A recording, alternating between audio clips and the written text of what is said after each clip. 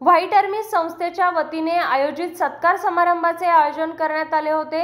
यावेळी शरद पवार बोलताना म्हणाले, एका आगळ्या वेगळ्या कार्यक्रमाच्या निमित्ताने आपण आज या ठिकाणी एकत्रित आलोय। माझी आपल्याला विनंती आहे की महाराष्ट्राची शासकीय यंत्रणा ही अतिशय उत्तम आहे। संकटाच्या काळामध्ये प्रचंड काम करतात, घरदार बघत नाहीत, रात्रीचा दिवस बघत नाहीत।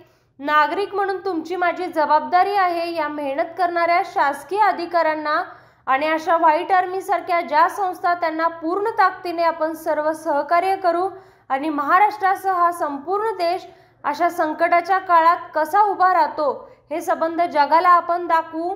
ती दाखवण्याची ताकद या संस्थेमध्ये आहे असा विश्वास व्यक्त त्यांनी केला व त्यांचा सन्मान करण्यात आला। यावेळी कोल्हापूरचे लोकप्रिय खासदार श्रीमंत शाहू महाराज छत्रपती विद्यापीठाचे कुलगुरू डॉक्टर शेळके, व्हाईट आर्मीचे प्रमुख अशोक रोकडे, जिल्ह्याचे जिल्हाधिकारी अमोल एडगे, शरद पवार यांच्यासह विविध मान्यवर उपस्थित होते।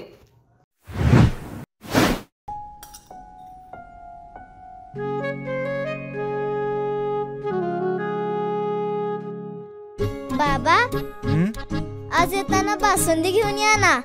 अगं, कालच आपण आईचा वाढदिवस होता म्हणून आणली होती ना। ऐकलं, गोकुळची बासुंदी पुन्हा खावीशी वाटतेय। खरं सांगू, मलाही खावीशी वाटतेय। पुन्हा पुन्हा खावीशी वाटणारी गोकुळ बासुंदी।